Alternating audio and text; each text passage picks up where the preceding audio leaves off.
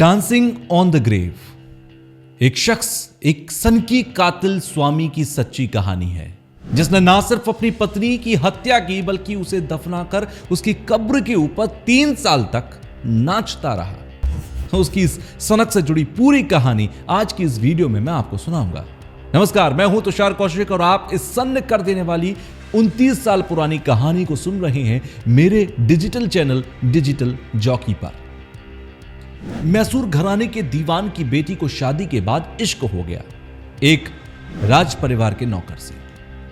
दोनों में इश्क हुआ और शकीरा ने सब कुछ छोड़ एक टैक्स और प्रॉपर्टी की अच्छी समझ रखने वाले मुरली, जो कि धीरे धीरे बाद में स्वामी श्रद्धानंद बन गया था, उसके लिए सब कुछ छोड़ छाड़ कर शादी कर ली। 5 साल तक तो सब कुछ ठीक रहा, लेकिन अचानक एक दिन शकीरा गायब हो गई। मुंबई से बेटी सबा ने मां को कई फोन किए, लेकिन स्वामी को भी कॉल लगाने के बाद भी कोई संतोषजनक जवाब नहीं मिला। वो बेहद खूबसूरत थी, मैसूर राजघराने के दीवान की बेटी थी। मैसूर के एक पूर्व दीवान सर मिर्जा इस्माइल की पोती शकीरा को चाहने वालों की एक लंबी फहरिस्त थी, लेकिन सबको छोड़कर उसका दिल एक ऐसे शख्स पर आया जिसने पहले तो उसे बेपनाह मोहब्बत की और फिर उसे जिंदा ताबूत में बंद कर जमीन में गाड़ दिया। फिर उसी की कब्र पर 3 साल तक नाचता रहा।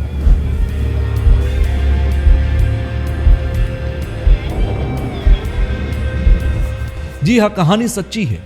बात एक ऐसी मर्डर मिस्ट्री की है जो देश में डांसिंग ऑन ग्रेव के नाम से जानी जाती है। शकीरा नमाजी खलीली की मर्डर मिस्ट्री। शकीरा नमाजी खलीली, यही नाम था उसका। मैसूर राजघराने के दीवान की बेटी थी। रिटायर्ड आईएफएस अफसर और ऑस्ट्रेलिया में हाई कमिश्नर रही अकबर मिर्जा खलीली से उसकी वक्त रहते शादी भी कर दी गई थी। शुरू में तो सब कुछ ठीक रहा था, 4 बेटियां भी हुई। धीरे धीरे 25 साल बीत गए। इसी दौरान शकीरा की जिंदगी में अब एक शख्स आ गया था जिसका नाम था मुरली मनोहर मिश्रा। मुरली एक राज परिवार में नौकर था। शकीरा से वो एक प्रोग्राम में मिला, लेकिन मुलाकात ऐसी थी कि धीरे धीरे प्यार में बदल गई।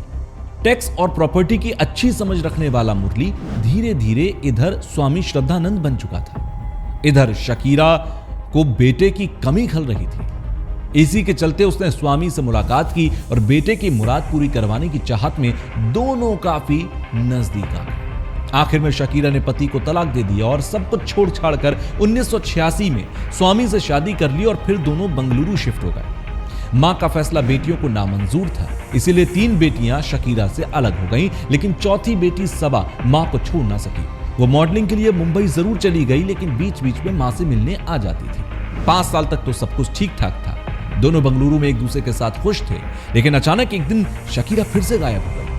मुंबई से बेटी सबा ने मां को कई फोन किए, स्वामी को भी फोन किया, लेकिन कोई संतोषजनक जवाब मिला ही नहीं। लिहाजा वो बंगलुरु चली आई और यहां सबा और स्वामी ने उसकी खोजबीन की। इसी में 9 महीने का वक्त बीत गया और फिर एक रोज स्वामी ने बताया कि उसकी मां प्रेग्नेंट है और अमेरिका के रूजवेल्ट हॉस्पिटल गई है। मां की खोज में दर बदर भटक रही सबा रूजवेल्ट हॉस्पिटल में पता लगाने गई, लेकिन वहां शकीरा खलीली नाम की कोई महिला एडमिट नहीं थी।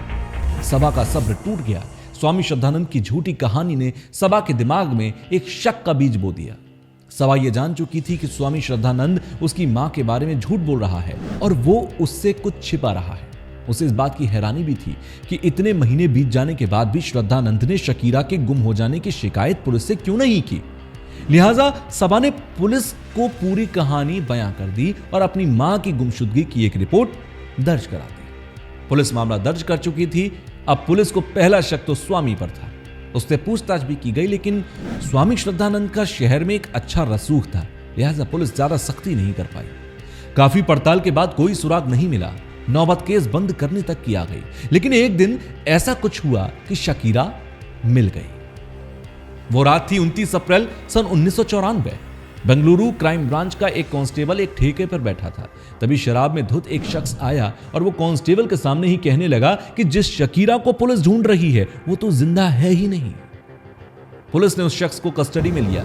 ये शख्स कोई और नहीं बल्कि स्वामी श्रद्धानंद का नौकर था। उसने बताया कि स्वामी ने शकीरा को जिंदा ही ताबूत में बंद कर दफना दिया। नौकर से हुई पूछताछ के आधार पर स्वामी को हिरासत में लेकर कड़ी पूछताछ की गई। तब जाकर उसने सब कुछ उगल दिया। जो उसने बताया वो अब आपको सन्न कर देगा। उसने बताया कि उसने शकीरा से उसकी दौलत के लिए प्यार और फिर शादी की थी।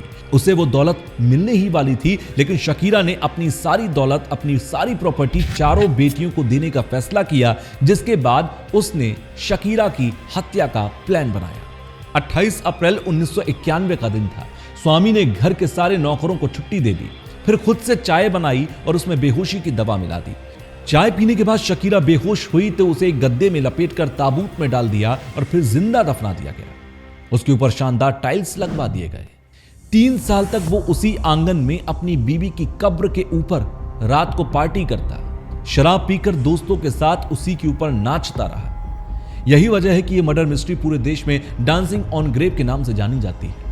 जब पुलिस ने निशानदेही के आधार पर ताबूत को बाहर निकलवाया तो ताबूत के अंदर नाखून के खरोच के निशान तक मिले, जिसे देखकर लगा कि होश आने के बाद शकीरा ने बाहर निकलने की काफी कोशिश की होगी और अंत में तड़पते तड़पते दम तोड़ दिया होगा।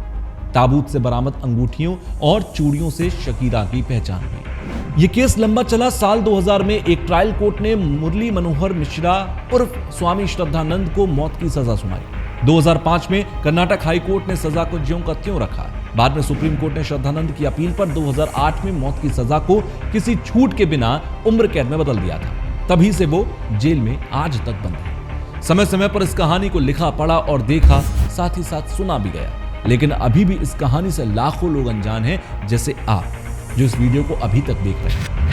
Dancing on the grave web series release हुई। इंडिया टुडे ओरिजिनल्स ने इसी घटना पर आधारित अपनी दूसरी web series dancing on the grave 21 April 2023 को रिलीज की थी, जो अब तक सुर्खियां बटोर चुकी है। 4 पार्ट में बनी इस डॉक्यूमेंट्री सीरीज में शकीरा खलीली के अचानक गायब होने और हत्या की कहानी दिखाई गई है, जिसे पैट्रिक ग्राहम ने लिखा और डायरेक्ट किया। ये unscripted amazing original series Bharat और करीब 250 देशों में वर्ल्ड वाइड रिलीज की गई और इस वेब सीरीज में आप उन लोगों के बयान भी सुन सकते हैं जो इस केस से जुड़े रहे या फिर इसमें शामिल थे। इसमें दोषी स्वामी श्रद्धानंद उर्फ मुरली मनोहर मिश्रा को भी दिखाया गया। तो 29 साल से जेल में बंद स्वामी श्रद्धानंद उर्फ मुरली मनोहर ने राजीव गांधी के हत्यारों को रिहा किया जाने के बाद सुप्रीम कोर्ट में एक याचिका दायर कर कहा कि उसे उम्र कैद की सजा सुनाई गई थी और इस दौरान उसने एक भी दिन की पैरोल नहीं ली। उसके वकील वरुण ठाकुर ने याचिका दाखिल करते हुए कहा कि उनके मुवक्किल श्रद्धानंद की उम्र 80 साल से ज्यादा है और वो मार्च 1994 से जेल में बंद है। ऐसे मामलों के दोषी अपनी सजा के दौरान पैरोल और अन्य सुविधाओं का लाभ लेते रहते हैं, जबकि स्वामी श्रद्धानंद इससे महरूम रखा गया। लिहाजा उनके मुवक्किल को अब रिहा किया जाए, लेकिन कोर्ट ने इस पर अभी तक कोई ध्यान नहीं दिया है। तो यह दिमाग को सन्न कर देने वाली कहानी। अगर आप इस कहानी को पसंद करेंगे तो मुझे कमेंट बॉक्स में जरूर बताइएगा, क्योंकि अगर आप पसंद करेंगे तो ऐसी सच्ची कहानियां लेकर मैं आपके बीच में आता रहूंगा। फिलहाल के लिए मुझे दीजिए इजाजत। Good bye.